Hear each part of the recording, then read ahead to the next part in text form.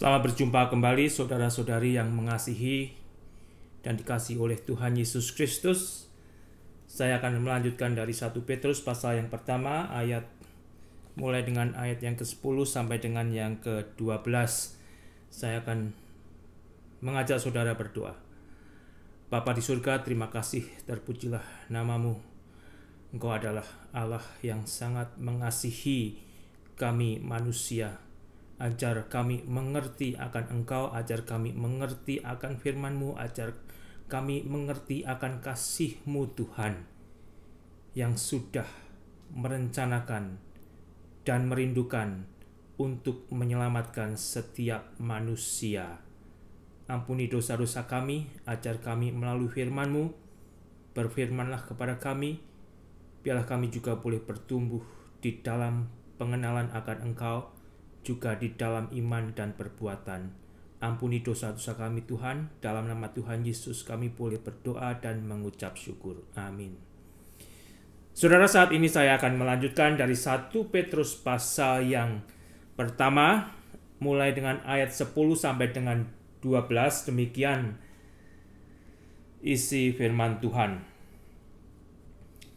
Keselamatan itulah yang diselidiki dan diteliti oleh nabi-nabi yang telah bernubuat tentang kasih karunia yang diuntukkan bagimu.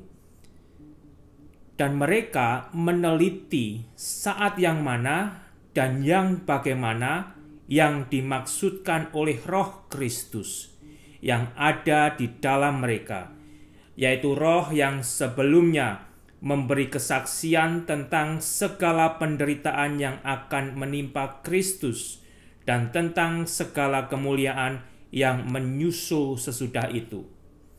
Kepada mereka telah dinyatakan bahwa mereka bukan melayani diri mereka sendiri, tetapi melayani kamu dengan segala sesuatu yang telah diberitakan sekarang kepada kamu dengan perantaraan mereka, yang oleh Roh Kudus yang diutus dari surga menyampaikan berita Injil kepada kamu, yaitu hal-hal yang ingin diketahui oleh malaikat-malaikat.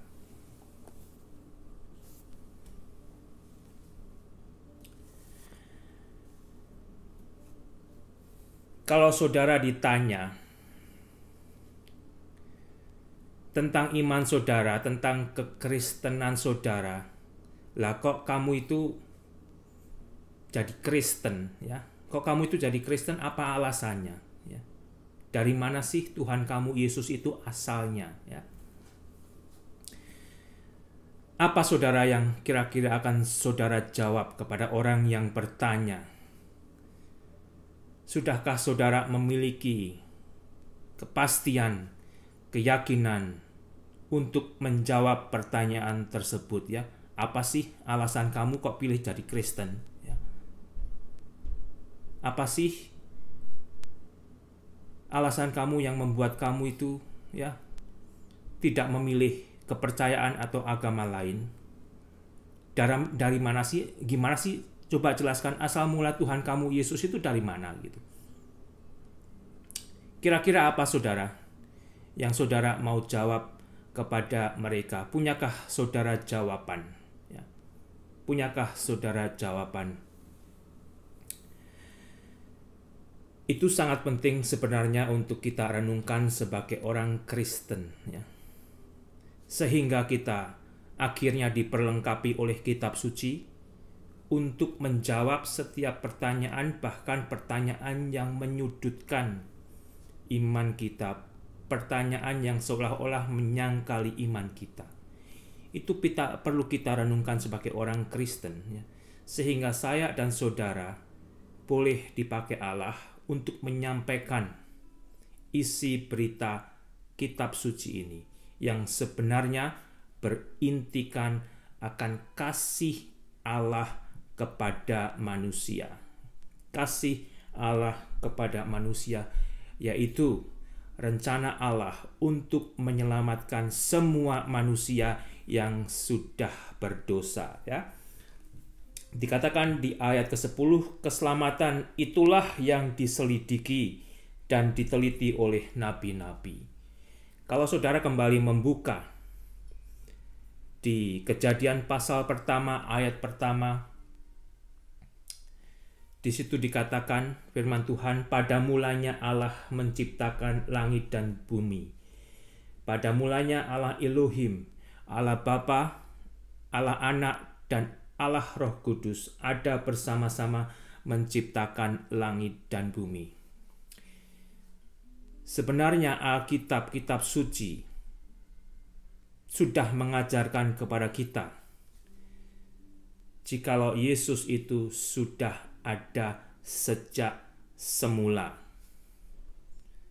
Saya katakan ini, biarlah ini juga boleh menolong bagi saudara yang masih belum jelas, masih belum begitu pasti, masih bingung, dan saudara bisa kembali sebagai PR, ya, saudara selidiki itu. Buka di Kejadian pasal 1 ayat 1. Sudahkah nanti Anda bisa menemukan Yesus di situ, ya? Kalau saudara bisa menemukan Yesus sudah ada di awal, itu akan begitu menolong bagaimana saudara juga melanjutkan memahami isi Alkitab ini. Karena di surat 1 Petrus yang pertama ini saudara, di sini saudara akan melihat, membaca apa yang oleh dunia dikenal sebagai Allah Tritunggal. Di sini saudara akan melihat karya Allah Bapa, melihat karya Allah Anak, dan melihat karya Allah Roh Kudus. Allah yang Esa, tetapi di dalam keesaan Allah terdapat Allah Bapa, Allah Putra, dan Allah Roh Kudus. Sehingga kembali saudara di sini di ayat ke-10 dikatakan, keselamatan itulah yang diselidiki dan diteliti oleh nabi-nabi yang telah bernubuat tentang kasih karunia yang diuntukkan bagimu. Berita keselamatan itu kembali adalah anugerah Allah bagi manusia. Adalah kasih karunia Allah bagi manusia. Karena manusia tidak layak untuk diselamatkan. Karena manusia sudah berdosa. Kalau saya dan saudara saat ini sudah menerima keselamatan di dalam rencana Allah untuk dikuduskan dan sudah taat kepada Yesus Kristus, sudah dibasuh dosanya melalui percikan darah Yesus kembali, itu adalah anugerah, ya. Kita tidak layak menerima itu, ya. Tetapi sudah diberikan Allah melalui pengorbanan Yesus. Dan inilah saudara yang sebenarnya telah diselidiki, telah diteliti oleh nabi-nabi yang hidup di perjanjian lama, yang telah dipakai Allah untuk menyampaikan berita keselamatan dari Mesias yang dijanjikan. Ya. Mereka sendiri tahu bahwa mereka itu dipakai Allah untuk menyampaikan berita tentang datangnya Mesias sebagai penebus dosa manusia. Tetapi mereka sendiri begitu terbatas pengertiannya. Ya. Dan mereka meneliti, ya, yang bernubuat tentang kasih karunia yang diuntukkan bagimu. Jadi tentang kedatangan Mesias yang sudah digenapi di dalam diri Yesus itu sudah dinubuatkan oleh Allah melalui nabi-nabi saudara. Dinubuatkan, nubuatan Allah kembali. Nubuatan Allah itu akan digenapi 100%, ya. Jadi sedikit hati-hati kalau saudara sering mendengar hamba Tuhan yang suka bernubuat, ya, itu hati-hati. Kalau tidak digenapi 100%, saudara tinggalkan. Karena nubuatan Allah kalau saudara baca di Alkitab 100% digenapi. Hati-hati kalau ada hamba Tuhan yang mau mencatut nama Allah untuk bernubuat. Hati-hati. Saudara, keselamatan itulah yang diselidiki oleh nabi-nabi. Kalau saudara, saya ajak membaca dari Daniel 8 ayat 27. Di situ dikatakan, dan aku tercengang-cengang tentang penglihatan itu. Ya. Daniel diberi penglihatan, ya, tentang hal-hal yang akan Mesias alami, tetapi tidak memahaminya. 9:27, Pada tahun pertama kerajaan itu, aku Daniel memperhatikan dalam kumpulan kitab. Ya, Daniel memperhatikan dalam kumpulan kitab jumlah tahun yang menurut firman Tuhan kepada Nabi Yeremia akan berlaku atas timbunan puing Yerusalem, yakni 70 tahun. Yang dia ketahui sangat terbatas. Tetapi sudah dipenuhi akan nubuatan itu. Di dalam Daniel 12 ayat 8. Adapun aku memang kudengar hal itu tetapi tidak memahaminya. Ya. Tidak memahaminya, saudara. Nabi-nabi di dalam perjanjian lama itu dipakai oleh Allah untuk menyampaikan, untuk membawa berita keselamatan yang digenapi di dalam Yesus Kristus. Ya. Tetapi itu bukan untuk mereka. Artinya, bukan untuk masa mereka. Mereka sendiri tidak mengalami masa itu. Tetapi mereka telah dipakai oleh Allah untuk menyampaikan berita itu. Di dalam Lukas 24 ayat 25, lalu Yesus berkata kepada mereka, "Hai kamu orang bodoh, betapa lambannya hatimu sehingga kamu tidak percaya segala sesuatu yang telah dikatakan para nabi." Jadi tentang Yesus itu sendiri sebenarnya telah dikatakan oleh para nabi. Bukankah Mesias harus menderita semuanya itu untuk masuk ke dalam kemuliaannya? Lalu ia menjelaskan kepada mereka apa yang tertulis tentang dia dalam seluruh kitab suci, mulai dari kitab nabi, melalui dari kitab-kitab Musa dan segala kitab nabi-nabi.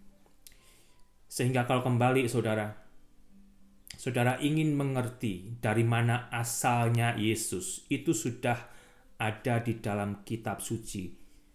Dari kitab Musa, ya. Mulai dari Kejadian pasal pertama ayat 1. Pelajarilah, telitilah. Dan kalau saudara sudah menemukan, oh ya ternyata Yesus itu sudah dimulai beritanya dari awal.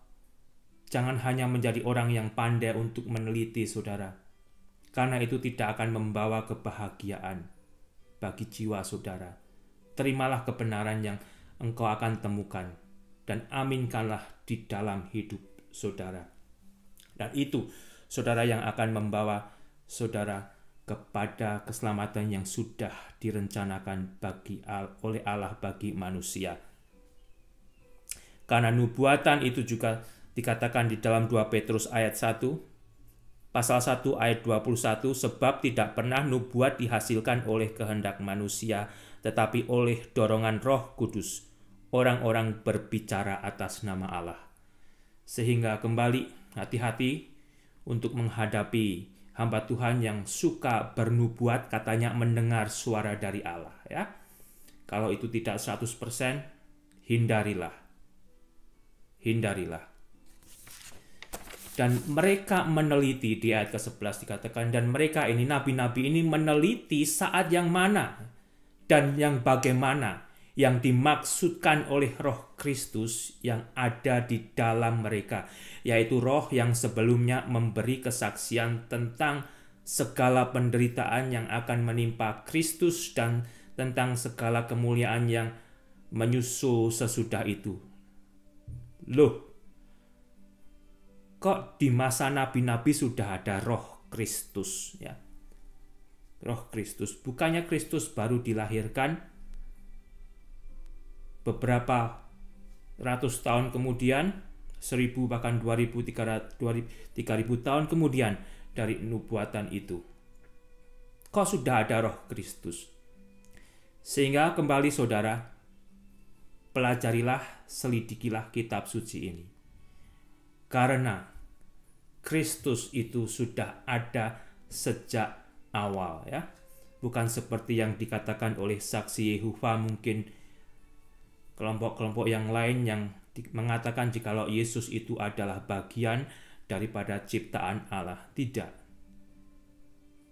Yesus itu sebagai Allah Anak telah ada bersama dengan Allah Bapa dan Allah Roh Kudus di awal penciptaan, sebelum bumi ini dan segala sesuatunya yang kita bisa lihat diciptakan oleh Allah. Sehingga kembali, dan nabi-nabi ini meneliti, ya, kapan sih nubuatan ini akan digenapi, ya? Yang mana yang bernubuat kepada nabi untuk disampaikan itu adalah Roh Kristus sendiri. Kalau saudara perhatikan, yang sebelumnya memberi kesaksian tentang segala penderitaan yang akan menimpa Kristus, ya. Apa yang akan Kristus alami, penderitaan yang akhirnya membawa kepada kemuliaan. Itu sudah dinubuatkan, ya, bagaimana Kristus akan mengalami penderitaan, dianiaya, bahkan sampai mati di kayu salib, ya. Dan di dalam kemuliaannya akan dibangkitkan, akan naik ke surga, dan sudah naik ke surga, dan akan kembali untuk menjemput jemaatnya, dan akan kembali untuk datang sebagai raja, untuk memerintah di bumi ini, ya, untuk menghakimi, untuk menghukum iblis dan para pengikutnya, untuk menghukum orang-orang yang tidak mau taat dan percaya kepada rencana keselamatan Allah bagi manusia. Semuanya sudah dicatat di sini, saudara. Dan pada akhirnya, saudara juga kalau mempelajari kitab suci akan menemukan orang-orang yang percaya di dalam Yesus akan tinggal di dalam bumi yang baru bersama Yesus. Dengan demikian, saudara tidak akan mudah diombang-ambingkan oleh berbagai macam pengajaran yang tidak jelas. Sehingga kembali, telitilah, ya, selidikilah kitab suci ini, ya. Jangan merasa saudara sudah menjadi ahli. Karena kalau saudara merasa sudah tahu, sebetulnya itu saudara belum tahu. Semakin saudara tahu akan isi kitab suci ini, sebetulnya semakin saudara tidak tahu. Karena firman Tuhan ini tidak terselami dalamnya oleh manusia yang terbatas. Itu saudara. Dan semakin saudara mengerti akan Alkitab, akan kitab suci ini, seharusnya saudara akan semakin rindu, ya. Saudara semakin excited untuk terus-menerus, ya, mendalami, agar saudara juga tambah dimatangkan dan saudara juga tambah siap untuk menjawab setiap pertanyaan tentang iman saudara. Bahkan pertanyaan yang menyangkali iman saudara, saudara bisa menjawab, dan saudara akhirnya bisa dipakai oleh Allah untuk menuntun orang tersebut melihat keselamatan yang Allah sudah sediakan bagi dia sejak awal, ya, saudara. Luar biasa sebenarnya. Dan di ayat ke-12, kepada mereka telah dinyatakan bahwa mereka bukan melayani diri mereka sendiri. Kembali, nabi-nabi ini yang mana dipakai Allah untuk menyampaikan nubuatan tentang datangnya Mesias, Juru Selamat, itu mereka tahu bukan untuk melayani nabi-nabi ini sendiri, ya. Mereka tidak akan mengalami masa itu, ya.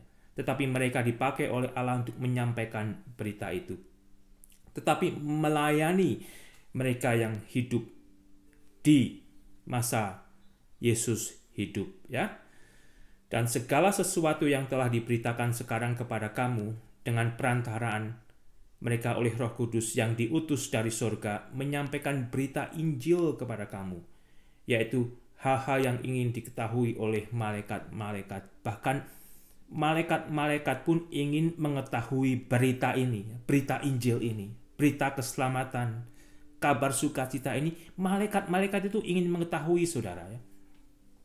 Malaikat adalah salah satu ciptaan Allah yang luar biasa. Tetapi di sini kita diberitahu ternyata malaikat-malaikat itu juga sebenarnya memiliki keterbatasan, ya.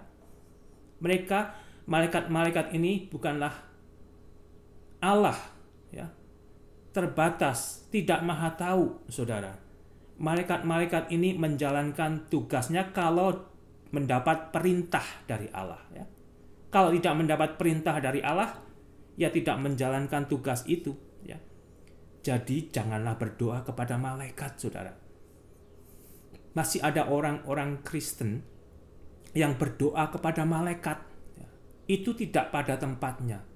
Berdoalah kepada Allah, karena Allah bisa memakai malaikat untuk melayani Anda, ya, untuk bekerja dalam diri Anda. Tetapi jangan berdoa kepada malaikat, karena itu salah alamat, ya. Oleh karena itu kembali di dalam Alkitab ini saya dan saudara akan mendapatkan pengajaran yang jelas, ya. Pengajaran yang bisa dipertanggungjawabkan, ya. Setiap perkataan saya, setiap perkataan hamba Tuhan, setiap perkataan yang berbicara tentang Alkitab, saudara harus bersedia untuk mengeceknya sendiri.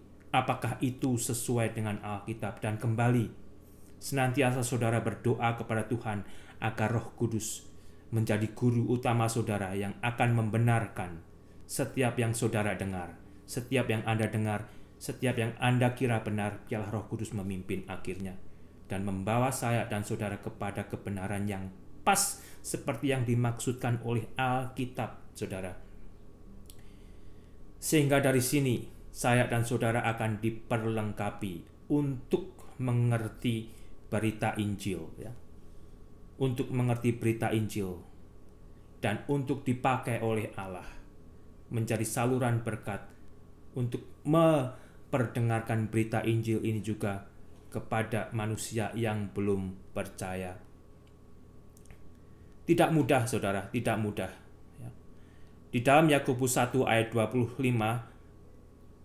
firman Tuhan berbunyi demikian, tetapi barang siapa meneliti hukum yang sempurna, yaitu hukum yang memerdekakan orang, dan ia bertekun di dalamnya, jadi bukan hanya mereka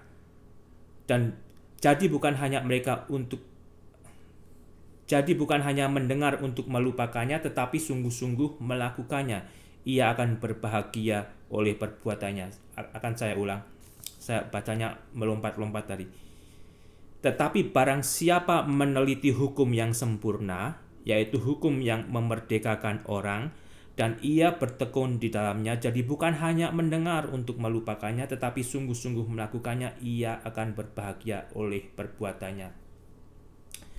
Hukum-hukum Tuhan di dalam Perjanjian Lama itu sebetulnya menunjukkan orang kepada keselamatan di dalam Yesus Kristus, ya. Karena hukum-hukum Tuhan yang sempurna itu akan membuat manusia bertemu dengan dosanya. Kalau sudah manusia bertemu dengan dosanya, mau diapain? Ya sudah, dilupakan. Jangan demikian, itu yang dikatakan oleh kitab suci, ya. Terima kebenaran itu, ya, minta ampun atas segala dosa-dosanya, dan biarlah akhirnya juga saudara boleh diselamatkan di dalam Mesias yang sudah dijanjikan itu. Kembali, saudara, kembali. Ibrani 1 ayat yang ketiga saya akan baca, ya. Ia adalah cahaya kemuliaan Allah dan gambar wujud Allah yang menopang segala yang ada dengan firman-Nya yang penuh kekuasaan. Dan setelah ia selesai mengadakan penyucian dosa, ia duduk di sebelah kanan yang maha besar di tempat yang tinggi, jauh lebih tinggi daripada malaikat-malaikat, ya. Sama seperti nama yang dikaruniakan kepadanya jauh lebih indah daripada nama mereka, ya. Kembali, nubuatan-nubuatan tentang keselamatan ini sudah digenapi di dalam diri Yesus, ya. Yesus itu jauh lebih tinggi daripada malaikat-malaikat, sehingga kembali biarlah ini juga boleh menjadi pencerahan bagi Anda yang masih berdoa kepada malaikat, yang masih menyembah malaikat. Sembahlah Yesus, saudara. Berdoalah kepada Yesus. Jangan salah alamat, ya. Jangan salah alamat. Saya akan akhiri di dalam Filipi 2 pasal yang ke-10. Di situ firman Tuhan berbunyi, nama Yesus itu adalah nama di atas segala nama, supaya dalam nama Yesus bertekuk lutut segala yang ada di atas bumi dan yang ada di bawah bumi, dan segala lidah mengaku Yesus Kristus adalah Tuhan, bagi kemuliaan Allah Bapa. Sehingga kembali, saudara, nabi-nabi itu meneliti, ya, apa yang mereka nubuatkan. nabi-nabi ini begitu terbatas. Mereka tahu kalau dipakai Allah untuk menyampaikan berita akan datangnya Juru Selamat, Mesias. Bahkan dikatakan malaikat-malaikat itu pun ingin tahu, ya, ingin tahu ini bagaimana sih nanti terjadinya. Ya, malaikat-malaikat ingin tahu. Malaikat-malaikat sangat terbatas juga. Tetapi setelah itu semua telah digenapi 2000 tahun yang lalu di dalam diri Yesus Kristus. Ya. Bagaimana respon saya dan respon saudara? Adakah saya dan saudara juga mau kembali percaya dan meneliti ini, ya? Terlebih bagi yang belum percaya, jikalau Yesus itu adalah Mesias, adalah Juru Selamat yang sudah dijanjikan Allah. Semoga saudara bisa menemukan kebenaran Allah. Dan kembali kitab suci ini terbuka, ya, untuk saudara udel-udel, ya, untuk saudara teliti, untuk saudara pokoknya diacak-acak lah untuk menemukan kebenaran itu. Terbuka, saudara. Tidak ada yang akan memusuhi Anda untuk mengacak-acak Alkitab guna mencari kebenaran. Lakukan itu. Dan biarlah saudara juga boleh menemukan berkat keselamatan dari Allah. Bagi kita, saudara, yang sudah diselamatkan di dalam Tuhan Yesus Kristus, ya, janganlah bosan-bosan untuk terus merindukan firman-Nya, untuk terus agar firman Tuhan ini memperlengkapi saya dan saudara. Itu, saudara, yang seharusnya terjadi. Tuhan Yesus memberkati, berikan kesempatan saudara dibangun, dikuatkan, dan ditambah ngerti oleh kitab suci ini dan dipersiapkan oleh Allah untuk sebagai penyambung berita keselamatan. Amin.